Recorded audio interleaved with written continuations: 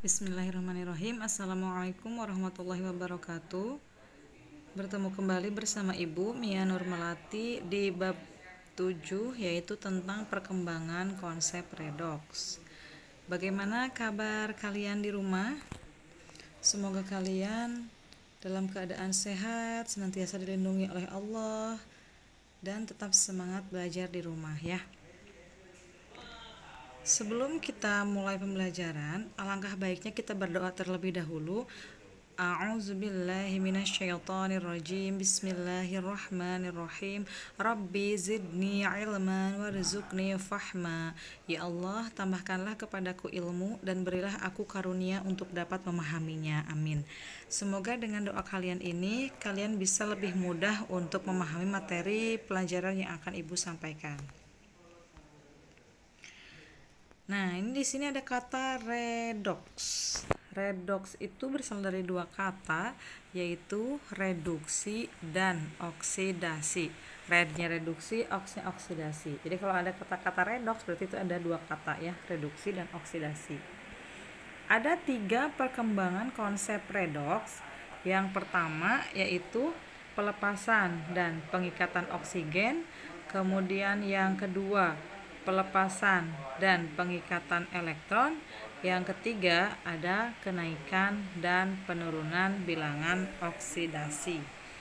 Untuk pertemuan yang sekarang yang akan dibahas yaitu tentang konsep yang pertama dan yang kedua, pelepasan dan pengikatan oksigen dan pelepasan dan pengikatan elektron.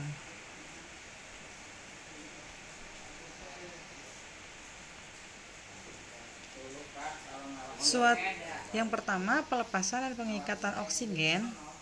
Suatu reaksi dikatakan reduksi itu adalah pelepasan oksigen, itu reduksi. Apabila dia melepaskan oksigen. Contohnya apa?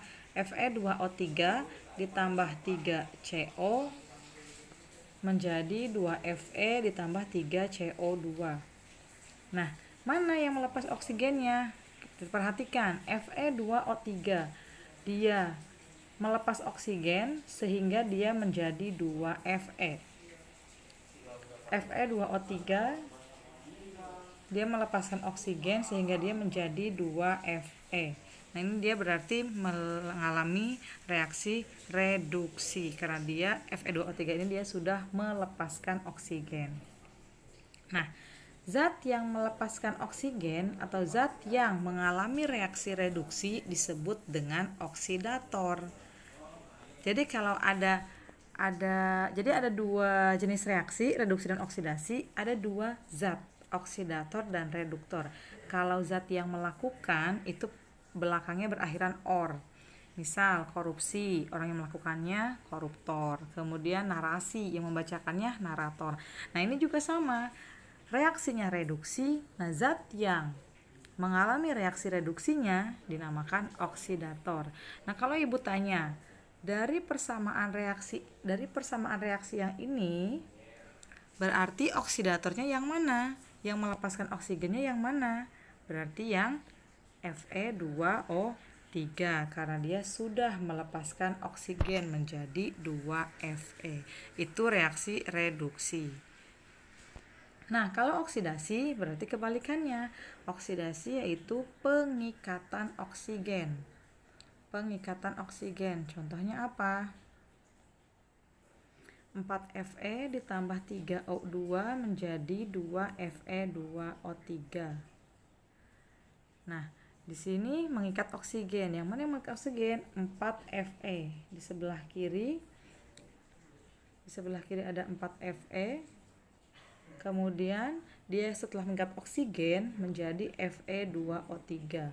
Kalian bedakan aja sebelum reaksi dengan setelah reaksi. Di sebelum reaksi tidak ada oksigennya, di setelah reaksi ada oksigennya. Nah, berarti dia sudah mengikat oksigen. Nah, sekarang zat yang mengikat oksigen atau zat yang mengalami reaksi oksidasi dinamakan reduktor. Nah, sekarang dari reaksi yang ini, reduktornya yang mana? Yang mengikat oksigennya yang mana sih? Berarti yang 4Fe. Dia sudah mengikat oksigen. Makanya 4Fe ini dinamakan dengan reduktor. Sampai di sini bisa dipahami ya untuk konsep yang pertama. Jadi konsep yang pertama reduksi itu pelepasan oksigen, di konsep yang kedua di konsep oksidasi itu adalah pengikatan oksigen. Ini untuk konsep yang pertama. Yang berikutnya, konsep yang kedua ada pelepasan dan pengikatan elektron. Reduksi itu adalah pengikatan elektron, sedangkan oksidasi itu adalah pelepasan elektron. Nah, di konsep yang pertama, pengikatan elektron. Contohnya apa? Cl2 ditambah 2 elektron menjadi 2 Cl-. Nah, untuk membedakannya, kalau mengikat elektron, itu elektronnya adanya di sebelah kiri, itu mengikat, diikat. Sedangkan oksidasi, itu elektronnya ada di sebelah kanan, karena mau kita lepas. Ya, reduksi itu pengikatan elektron. Contohnya Cl2 ditambah 2 elektron menjadi 2 Cl-.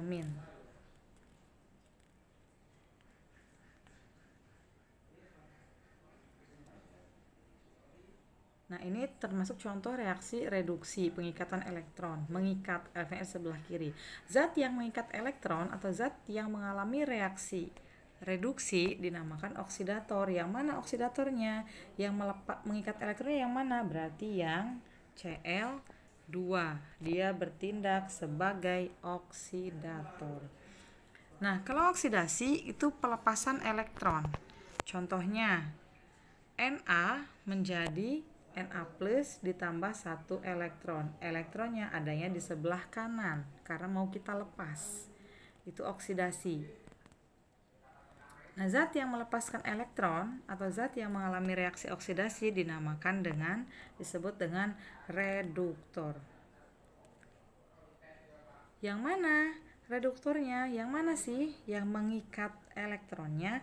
Berarti yang Na plus, dia sebagai reduktor. Ini pengertian reduksi dan oksidasi di konsep yang kedua. Bisa dibedakan ya dari konsep yang pertama dengan konsep yang kedua.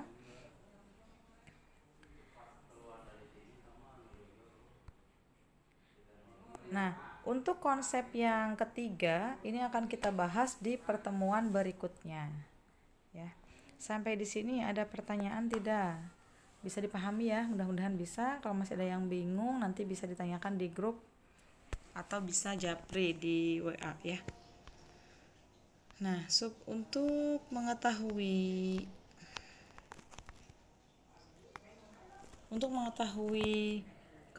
kepemahaman kalian, silahkan kalian kerjakan 4 soal ini. Tentukan jenis reaksinya apa, oksidasi atau reduksi. Kemudian tentukan reduktor atau oksidatornya dari reaksi berikut. Misal nomor 1 termasuk reaksi reduksi, berarti oksidatornya apa. Kalau nomor 1 termasuk jenis reaksi oksidasi, berarti reduktornya apa, yang mana zatnya. Gitu ya. Mungkin cukup sekian yang bisa Ibu sampaikan. Terima kasih atas perhatiannya. Semoga video ini bermanfaat. Jangan lupa di like videonya dan subscribe channel YouTube-nya. Boleh juga di-share ke teman-temannya kalau masih ada yang belum paham. Sampai bertemu di pertemuan berikutnya. Ibu tutup dengan wabillahi taufiq wal hidayah. Wassalamualaikum warahmatullahi wabarakatuh.